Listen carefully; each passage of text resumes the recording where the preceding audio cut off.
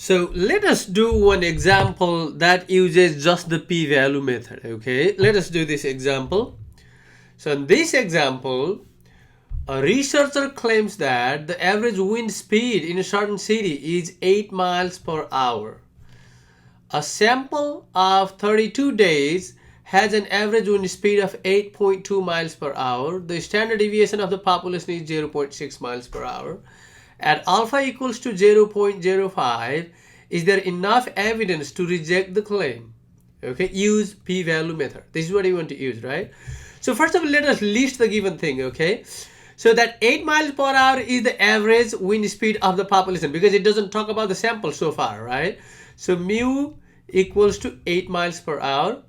A sample of 32 means n is the sample size is 32, has an average of 8.2. That means x bar is the sample mean, right? 8.2 miles per hour.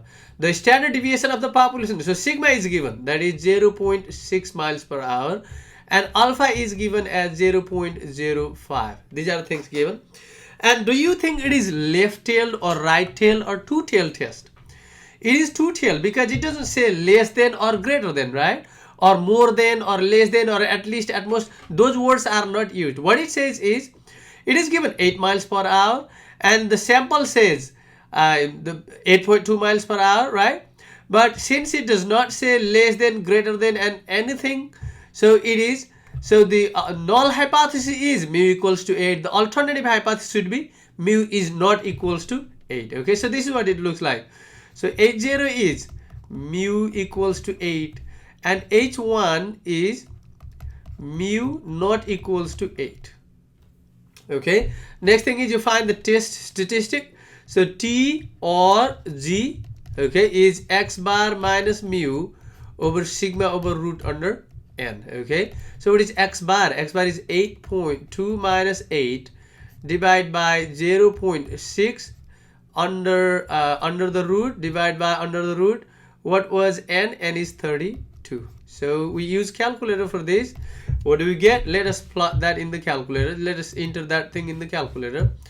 If you use calculator for this, you will get a so let's start with the parenthesis. 8.2 minus 8, okay, and then divide by 0.6 and then divide, what do you get is root under square root of 32, right? And then you close that parenthesis.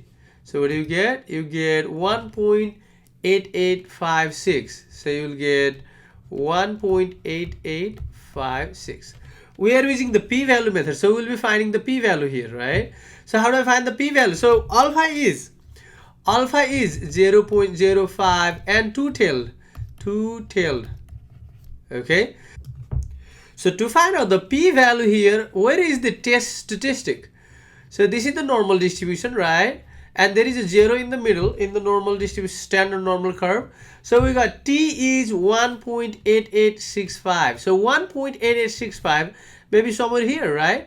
And this is 1.8865. So what we do to find out the p-value is, since it is two-tailed, we need to do 2 times area right of that. Why did we do area right of this? Because this test statistic, that value lies on the right side of 0. That's why we do right of that, because it is positive. Okay, so you can write this as just 1.8865, 1.8856. okay, you need to find out the area right of that, but 2 times, because it is the two-tailed test. Okay, so the p-value is 2 times area right of 1.8856. that will be 2 times normal CDF. To find out the area, you use normal CDF, and then the left bound for this shaded region is 1.8856, right bound is 10 to the 10 and then 0, 1, right? So let us use calculator for that. So the calculator shows that, so you do second, okay, first clear that, second verse and then normal CDF, right? And then you do, so left bound is 1.8856 and the right bound is 10 to the 10, right? and then mu is 0, sigma is 1, and then you do paste. This is what you get. So 0.0296, but this is 2 times, so you need to do times 2. If you do times 2, you will get 0.0593. 0.0593. What is our alpha? Alpha is 0.05, but the p-value is bigger than alpha, right? So what we do is, since p is greater than alpha, we do not reject. If p was less than alpha, you would reject. But since p is greater than alpha, we do not reject null hypothesis. Meaning, we actually support the null hypothesis, kind of, right? So what we say is, the conclusion is, hence there are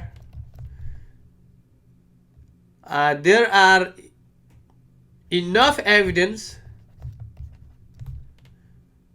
or you can say there are not enough evidence. Let's say that way. I think that way sounds better, okay? There are not enough evidence to reject. There are not enough evidence to reject that the average wind speed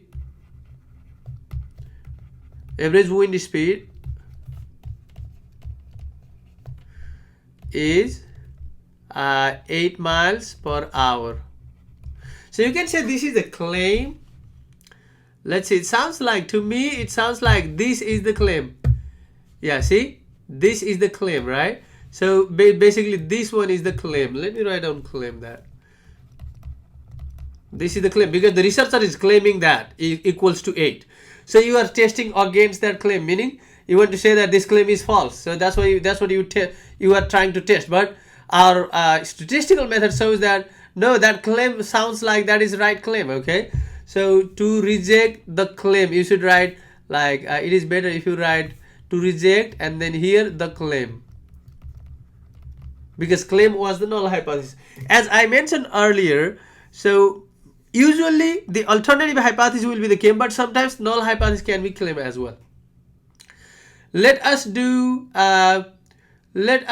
example 3. So in example 3, it doesn't say the critical value method or the p-value method. I will show you both methods, okay? Let us read the question. For a specific year, the average score on the SAT math test is 515, okay? The variable is normally distributed and the population standard deviation is 100. The same superintendent in the previous example, that is the example in the IQ score example, wishes to see if her students score significantly below the national average, okay, in the SAT. On the test, she randomly selected 36 student scores as shown. These are the student scores, okay? And at alpha equals 0.10, is there enough evidence to support the claim? Let us first list the given thing, okay? The average SAT score is 515, mu equals to 515, because this is the population average, right? The variable is normally distributed with the population standard deviation is 100, so sigma is 100. The same superintendent in the previous example wishes to see if her student scores significantly below. Below means this is less than 515, right? So it sounds like a left tail test. It is the alternative hypothesis is less than that, because it says significantly below the national average on the test. She randomly selected 36, so n is 36. Scores as shown, and alpha is 0.10. But what is x bar? X bar is given here. The sample mean of this problem is x bar equals to 509.028. Okay. So now based on this, we are going to test the hypothesis here. So what is null hypothesis? So H0 is mu equals to 515 and H1 is mu is less than 515, because the question says student score significantly below, that is less than that. That is H0 and H1. Okay. Now let us find out the test value or the test statistic. Okay.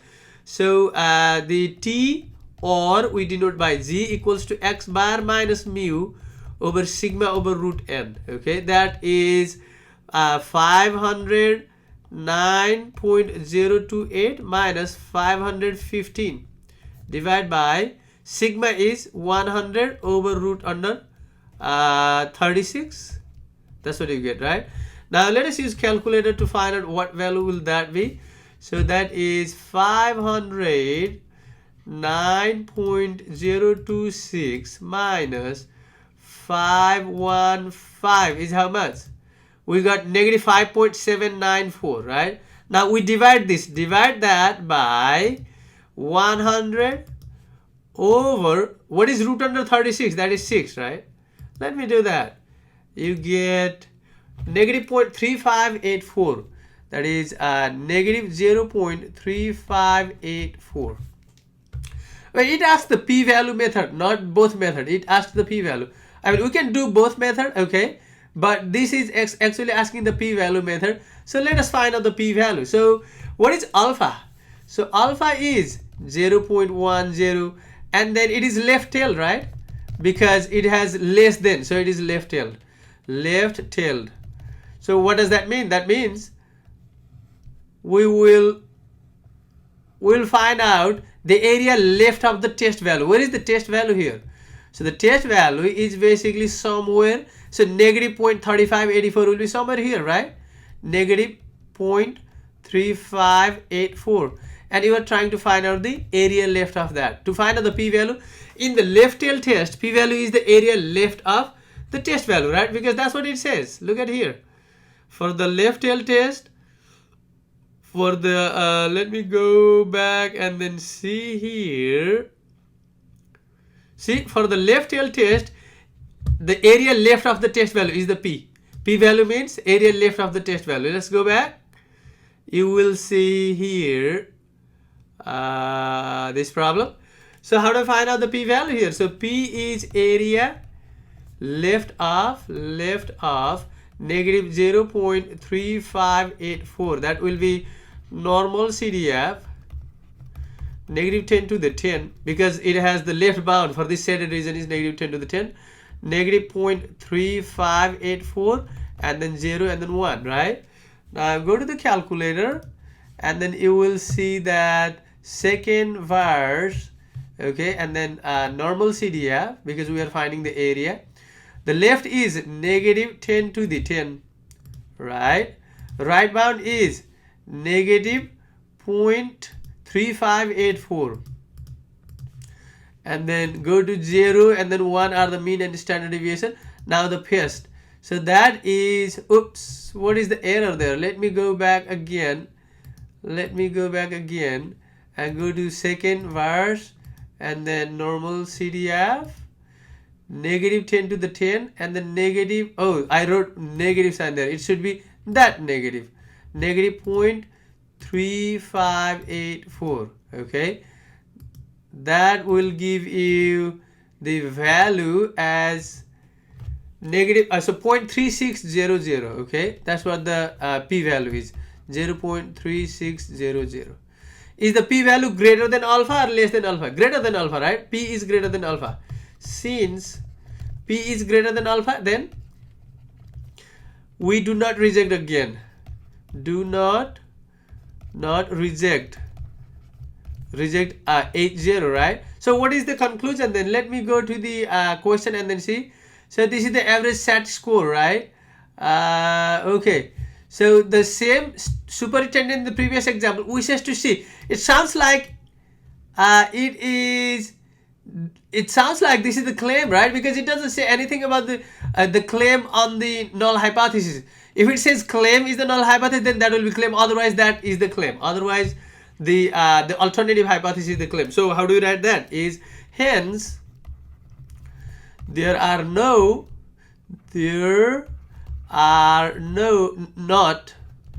significant or you write this way: enough evidence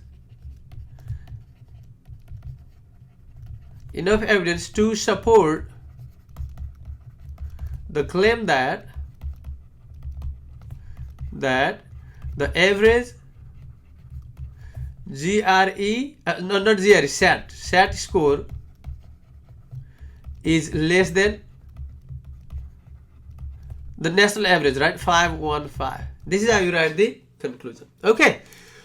So another very important thing that I'm going to tell you is how do I do these problems, like example number this, example number 2, and example number 3, even example number 1 here.